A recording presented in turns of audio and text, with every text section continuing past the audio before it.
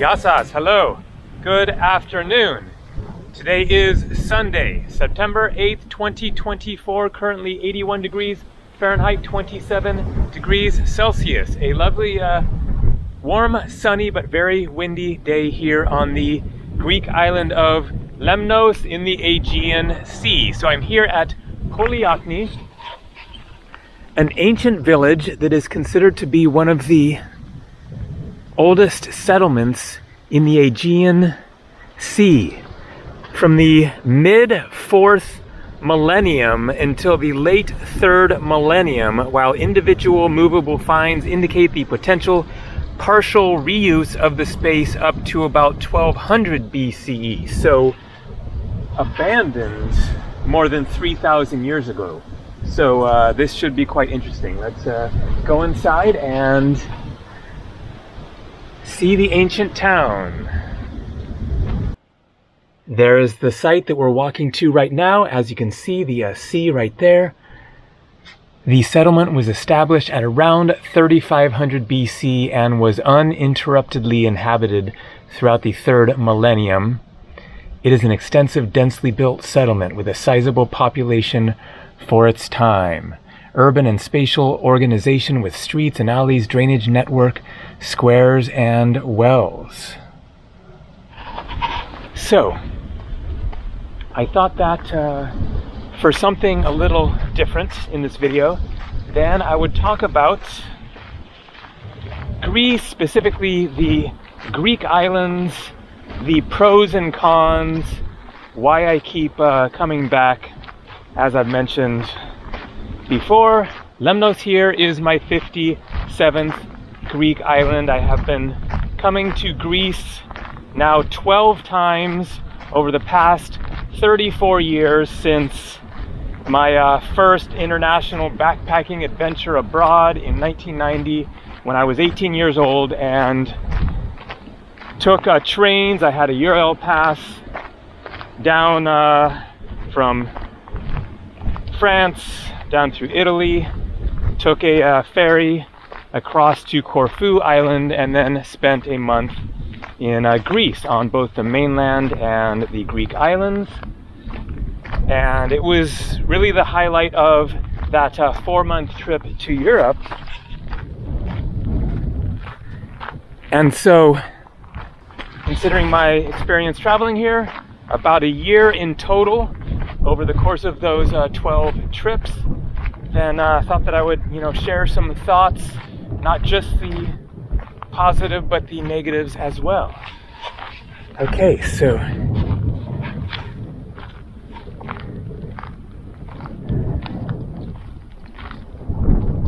pretty impressive for being abandoned more than 3,000 years ago, and yet you can really see the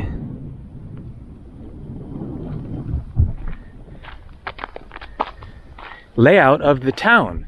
So this certainly brings to mind one of the big advantages of Greece and the Greek islands, which is the history. There is just so much history here. The origins of our systems of government in the West, in Europe, the United States, etc., as far as democracy and mathematics, science, astronomy, all that stuff was much more advanced here in Greece and the Mediterranean in general, of course the Roman Empire, etc., but compared to other parts of the world 2,000, 3,000 years ago, then this was really the more advanced part of the world in terms of science, philosophy, Socrates, Plato, Aristotle, etc. The building techniques, especially of the Romans, who were all over the Greek islands. Basically, the Greek civilization is much older than the Roman, and then the Roman empire expanded, conquered, became dominant throughout the Mediterranean and beyond. But you will never run out of historical sites to visit in Greece.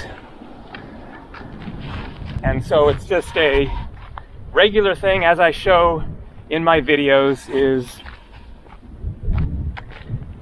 the incredible variety of different historical sites you can see, from the massive, magnificent Parthenon in Athens to the incredibly ancient, such as we're seeing here. Not so spectacular, but in terms of the history, this is one of the oldest human settlements in the region. And so for a history enthusiast, then you can't get much better than Greece. Out there, of course, one of the other big advantages of Greece, and especially the islands, the beaches. They are, of course, variable in many parts of Greece, including many of the islands. Then the beaches might be just kind of so-so, not so picturesque, maybe a little garbage. But you also have, without a doubt, some of the best beaches in the world, and combined with that is the water. The water quality is like nowhere else. Having been to so many places in the world. Okay, the granary, built around 2900 to 2800 BC.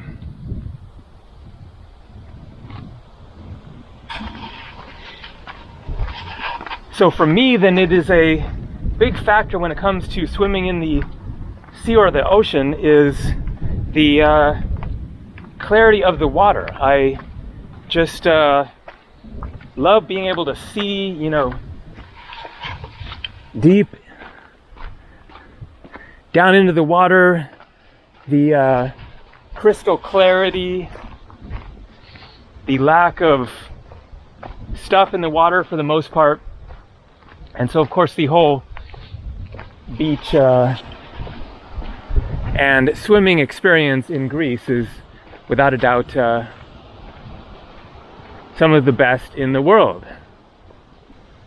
Okay, I'm going to walk back and hop in my rental car and cruise to the next destination, but also very relevant right now, a major factor in traveling in Greece, and one of the big advantages for the most part is the weather.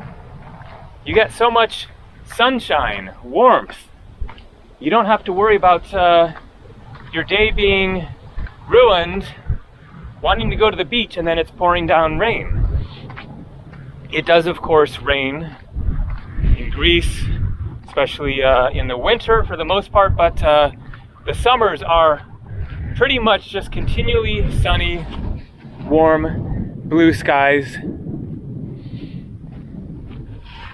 But on the flip side, you have the overwhelming heat that can be too much at times, and it can even be deadly, as people have seen in the news, as I have discussed in previous videos, the sad stories from earlier this summer of tourists getting lost on the Greek islands and either still missing or being found dead, having died of heat stroke and various other causes. But definitely the heat can be too much, in which case go to the beach, get in the sea. Another factor is what I'm experiencing now, which is the wind. In Greece, there's a name for the late summer winds, the meltemi. It is kind of this reliable phenomenon of, okay, that was unintentional, but I sort of ended up in the ruins. And so I'm not a big fan of strong wind. Today is one of those days in which it isn't going to be as fun going to the beach, getting hit by the wind, and also it really churns up the water and you lose that water clarity. You try to go swimming and there's more waves, the water's getting, you know, thrown into your face, etc. I really like those just windless days at the beach in which the water is just like glassy, very calm. It will be more clear that way, etc. Now the advantage of the wind is that it does cool things down a bit, but this is just too much. It's just in your face, really kind of getting in the way of being able to enjoy your day, hike, go to the beach, do whatever outside, but we will of course just deal with it. So let's get cruising and go see much more of this really interesting Greek island of Lemnos, one of my favorites for sure.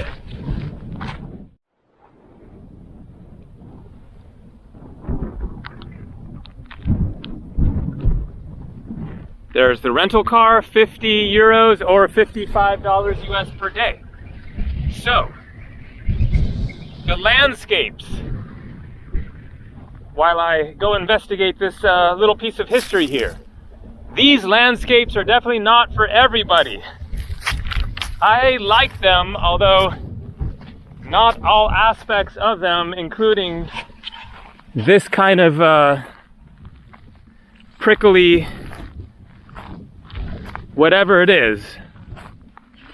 These landscapes are brutal. Imagine trying to eke out an existence here without modern technology, without air conditioning and the importing of goods, etc.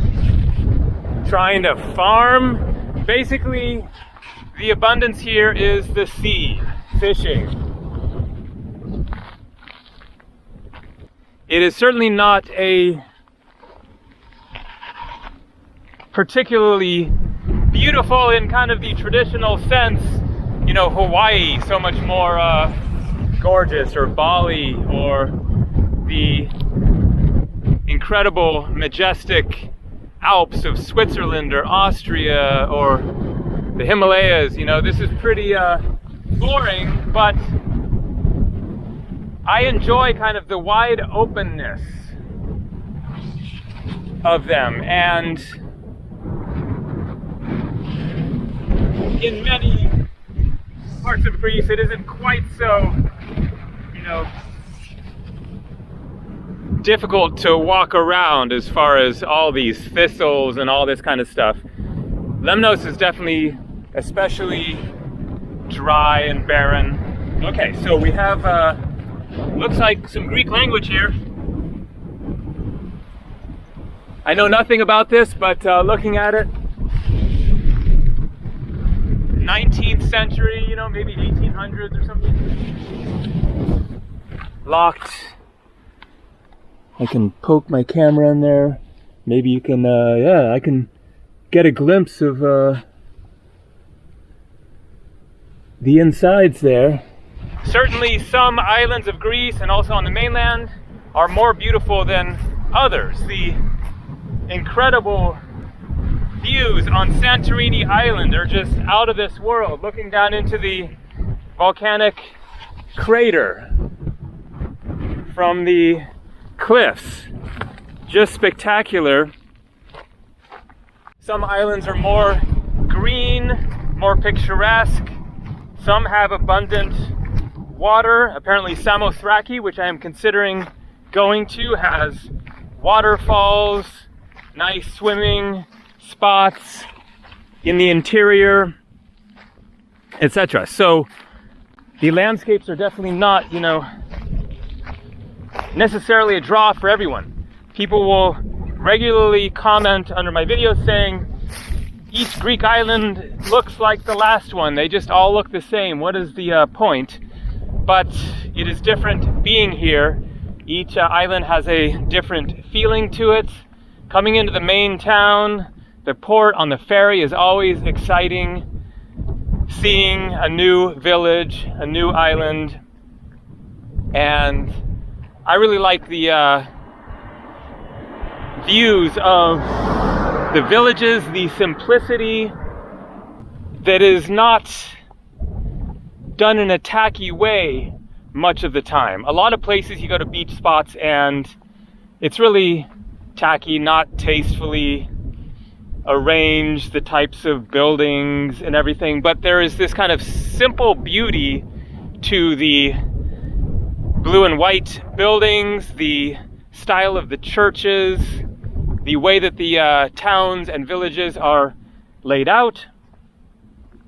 That is certainly not a result of money. The Greek islands have traditionally been, over the centuries, quite poor, you know, trying to survive. But the style that they chose for how to lay out their towns and everything, I find to be, you know, visibly pleasing and interesting and really kind of perfect, in my opinion, for the you know, the setting, the landscapes, the backdrop against the sea, the sky, etc. Then it works for me. All right, let's keep cruising. I'm going to some other towers that should be more interesting and taller, I believe, than that one. So this right now is another good example of one of the things that I love about Greece, which is the random exploring. So I mentioned that I'm going to some towers. Those are not the towers. They look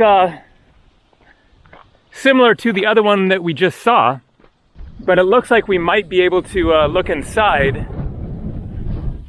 And also I just feel like the investigating. So one of the things that I really love about Greece is just all of the random exploring and the real variety of different things to see. So for one thing, as I mentioned previously, then for being a small country, there is just so much to see in Greece. You have the 227 apparently inhabited islands, so that'll keep you busy for a while. And then so much to see on the mainland. You could really just spend your whole life exploring Greece and never run out of different places to head for. Lots of places that I've been to where I've really just scratched the surface. You know, went to Vikos Gorge in northwestern Greece. I could have easily spent, you know, weeks around there hiking and going to the different villages and everything there is to see. So Greece is not just about just beaches and you know, the party scene on Mykonos, etc. But there's just so much to explore. And so this is kind of my favorite thing, is just rent a car and get out, shoot for something, and then in the course of heading for that something, then you will likely see something else. I know nothing about these towers, but part of the history here. And so, by comparison, for example, the Maldives, which I've been to once, the islands are so small and so flat that I found them to be really boring. You can go to the beach and then you walk 5 minutes to the other side of the island to another beach. Most of the islands are just really, really tiny, and there's really not much in the way of adventure or exploring. Whereas the Greek islands are a nice size in which you can, you know, drive across most of them, and just depends on the island, but 20 minutes, 45 minutes, an hour. I think Lemnos here, it would take about an hour to go from one side to the other extreme side. And so it's a nice size so that you don't feel like overwhelmed. Larger islands like Sicily, you kind of don't really feel like you're on an island because they're just so huge. There's so much to see, it's kind of overwhelming. But most of the Greek islands, they're a good size to have plenty to see in the course of a few days.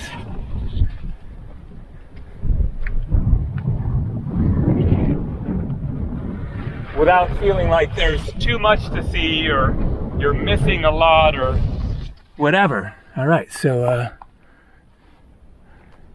are these the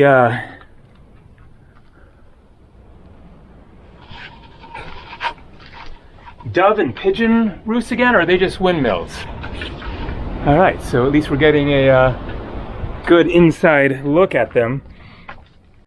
So for adventurous types who don't just want to sit on the beach, but want to get out and move and hike, find random stuff, be amazed at, you know, the glimpse into history that you get. This isn't exactly ancient history or anything here, but certainly some important aspect of the past of this island. It's very windy up here. I'm assuming that these were windmills, I guess, but they wouldn't have been generating electricity, right? Because that was before electricity, whenever these were built probably. So I don't know what the story is with these. You have stairs going up to, I guess that would be another level. Probably there would have been floor up there as there was in one of the other ones. But it's not looking like there's evidence of what would have been accomplished with the wind power. I'm not sure, maybe like some kind of grinding of grain that you would be doing down here or something. I don't know. So if anyone has any thoughts, go ahead and let us know. Lots of evidence of birds having lived here, but none now. So for me then, Greece is really just an explorer's paradise. Just so much to do, so much to see. And for me, each island is different. There really is a different history, different culture, different influences, certain things on certain islands that don't exist on the other islands, the styles of the architecture, etc. So I just kind of find it endlessly fascinating to get to the next island and see, okay, what's this one going to be like? What am I going to find there? I mean, some of the most interesting islands that I've been to were ones that you don't hear hardly anything about. Very little tourism, but then they have super fascinating castles and hikes and random old ruins that you find, and maybe some of the best beaches, despite not being, on the tourist trail. So let's keep cruising and get to the Fassini Towers, which apparently are closed, but I'm hoping that we will at least be able to see them without needing to go inside or whatever. We'll find out soon.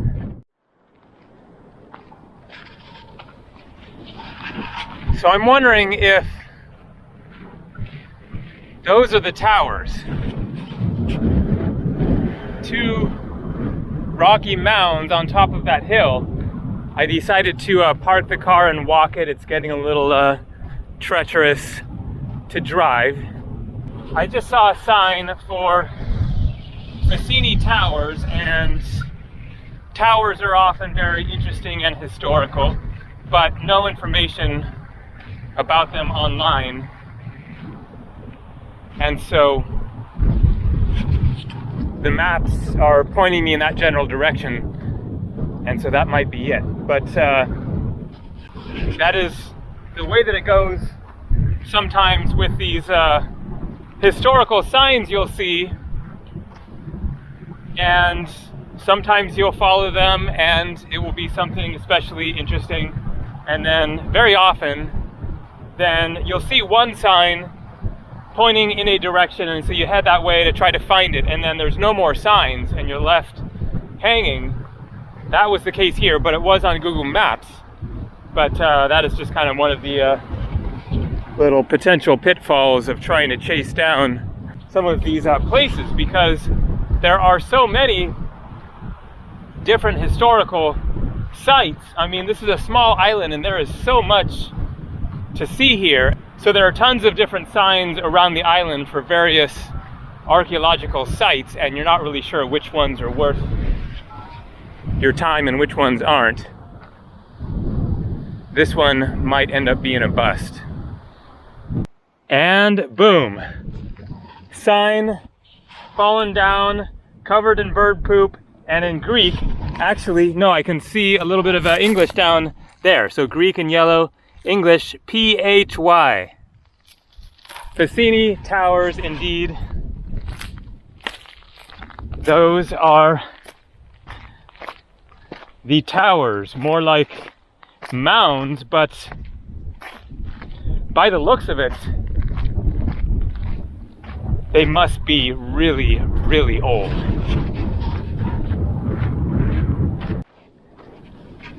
So an important topic when it comes to traveling in general is how much do things cost? How much of your hard-earned money are you going to spend in the course of traveling there? So when it comes to Greece, then the prices used to be more of a pro, but they're becoming more of a con, in that prices are going up a lot, especially for accommodation. So not that long ago, a few years ago, and it was quite typical to be able to find a room, a perfectly nice room for, 25, 30, 35, 40 euros. Now, as I have been showing in my videos, there are a lot of places where you can't find anything for under $100 a night.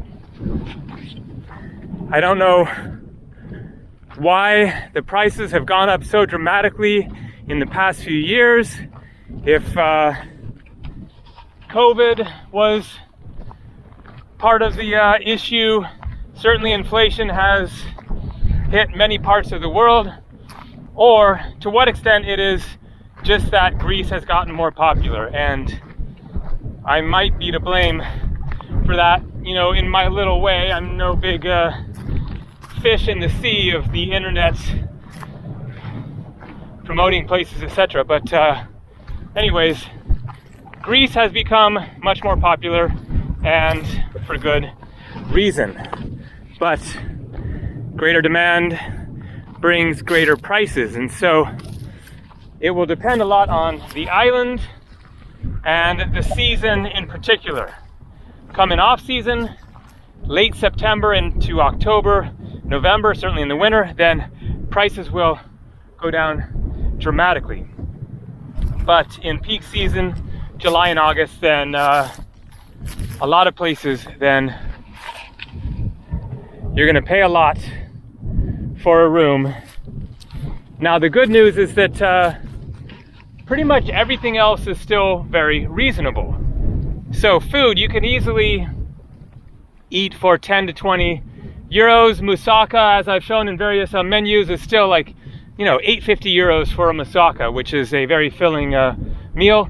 Greek salads have definitely gone up in price to the extent that they're now, about the same price as a moussaka. So you're going to pay, 7, 8, 9 euros for the Greek salad.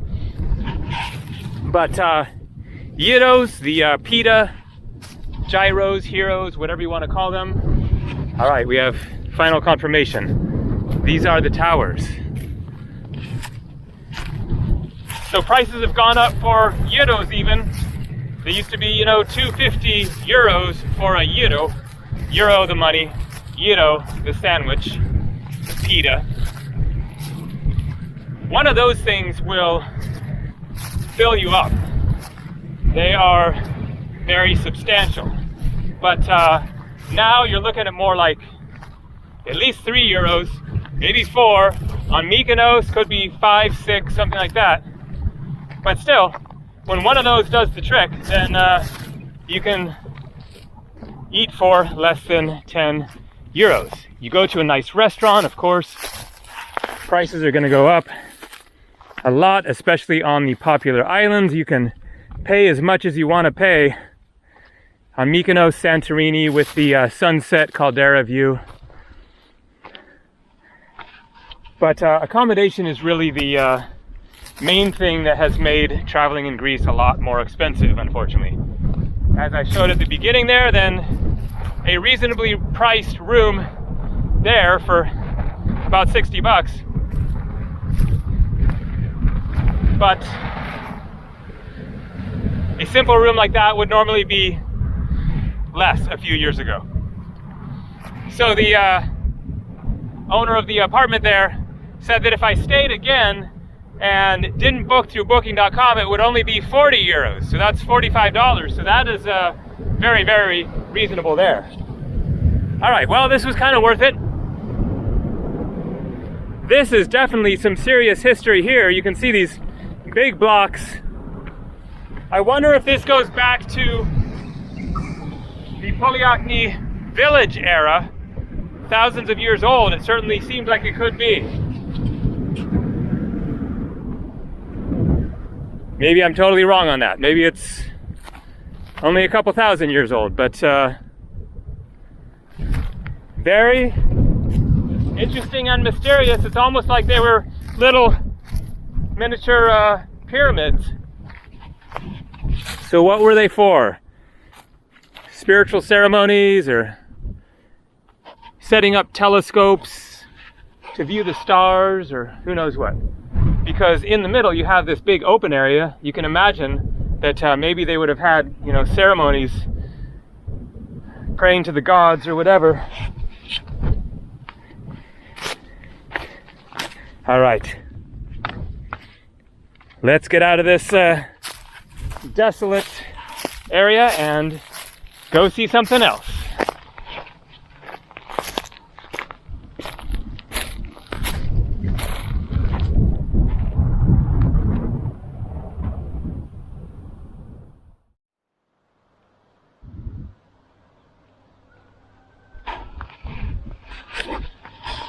This church feels like Mexico.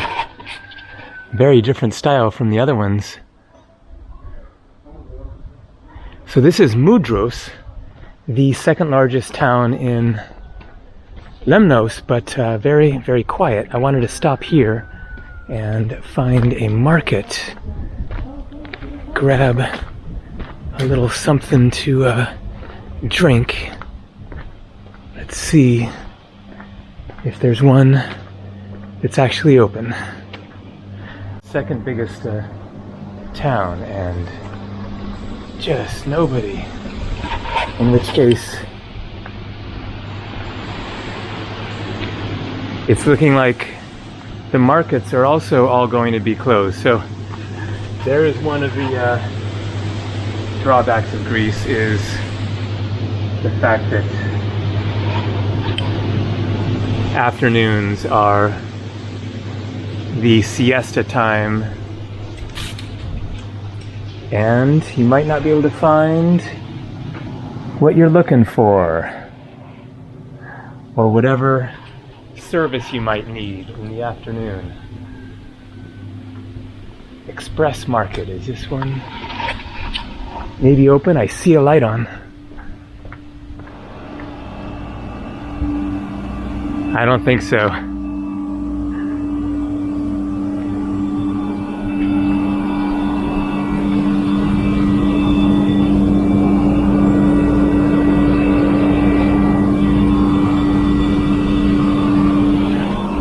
Wow. Second biggest town on the island, and everything is closed. That looks so thirst quenching right now. Oh man. Let's check the phone, see if there are any open markets. Maybe down by the port. So the answer appears to be no. There isn't a single market open right now. It is showing 5.4 miles, 4.5 miles when I add open now. Wow. Okay, so where are those ones that are actually open? Okay, well that's the direction that I'm heading. Mini market, Piccadilly, 13-minute drive away. And is Google Maps even going to be accurate on that one? So I'm headed that direction, so let's find out if there's somewhere to get something to drink around here. Anywhere on this island.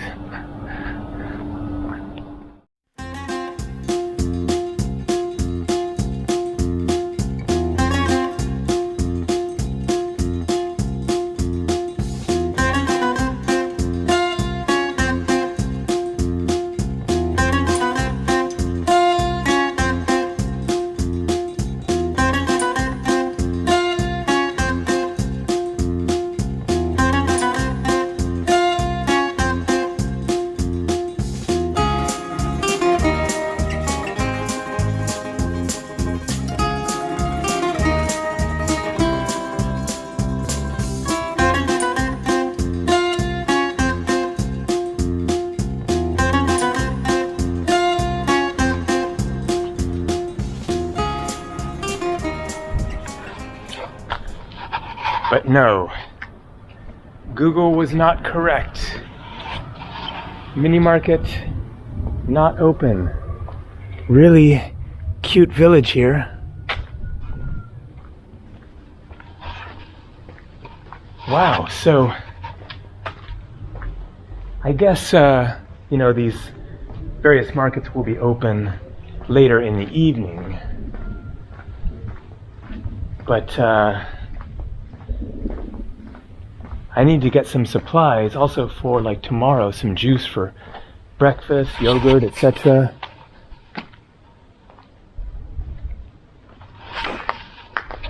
And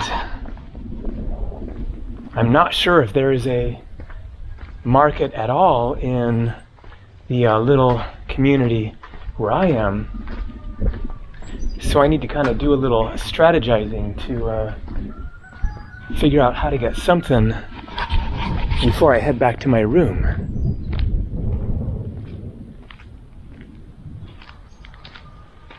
I have water. I will survive.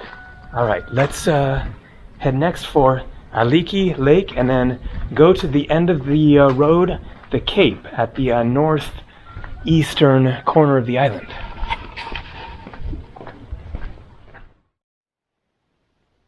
Another piece of history here. Definitely looks very 1800s, kind of Wild West.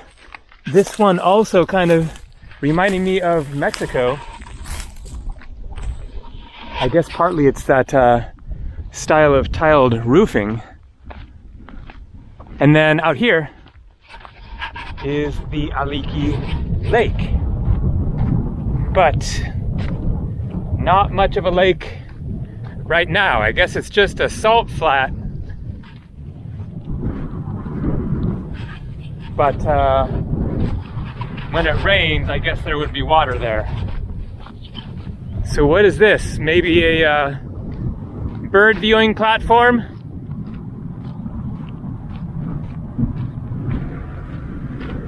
I can see the sea just beyond it. A tanker ship out there. Yeah, not a drop of water in this lake at the moment.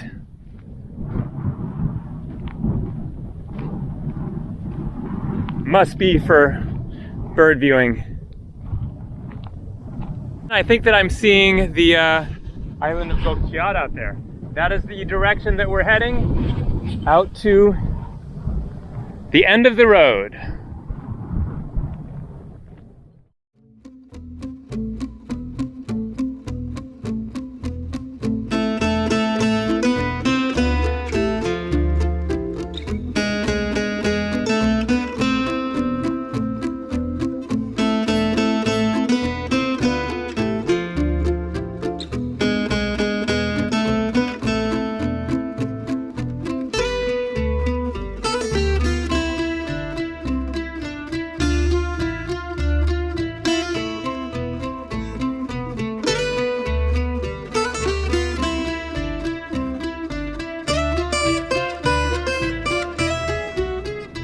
So we're getting close to the end of the road. Nice little beach here. The road turns to sand and gravel.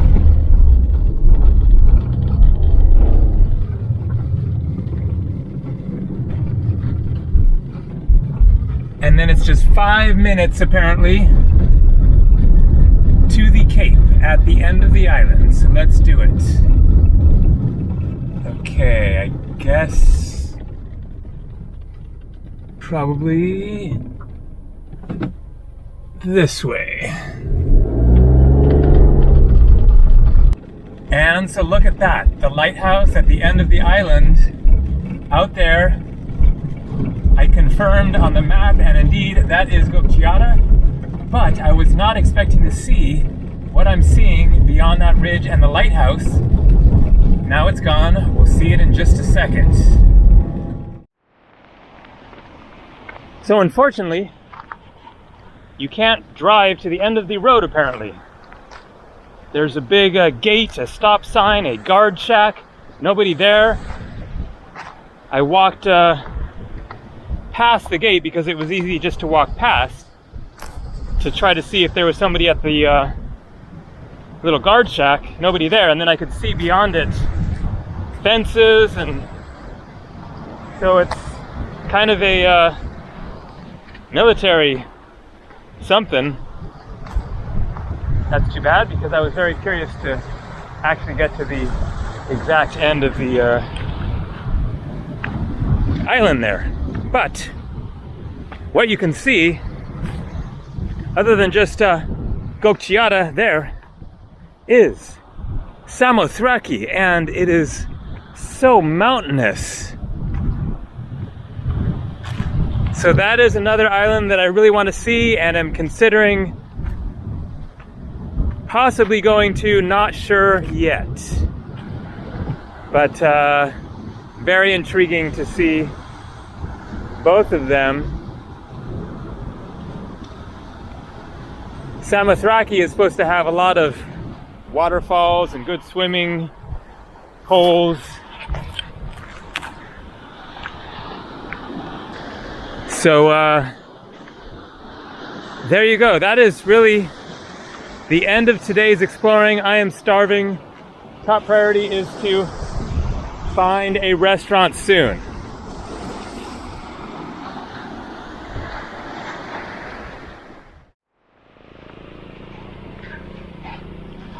So this is the little town of Kantopoli. And there was a very cute main square with a few restaurants around it. Now it's a little early for dinner in Greece, especially on a quiet Greek island. It is 6:15 p.m. But I'm going to investigate and see if one of these restaurants might be serving. Somebody is cooking something because it smells really good. Now there's another issue, which is that I forgot to put extra cash into my wallet. I have money in my money belt, but I have only 10 euros on me. I do have my credit card, so hopefully that will work. Okay, this is the cute square. People are dining, so maybe this will work. All right, this is gonna work. They are open for dinner. So we got pork souvlaki, 10 euros. Chicken souvlaki, 10.50. Beef souvlaki. Beef burger. U burger. What would that be? Sheep, I guess? Shish kebab, chicken fillet. Pork steak, lamb chops. Greek salad is definitely going to happen. Pork kontosouvli, chicken kontosouvli, and some good-looking beers. Nikki Amber Lager. Look at this very tasty looking beer. That is the kind of color I like.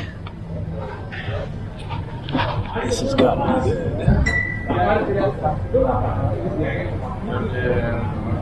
Oh man, that is one of the best there.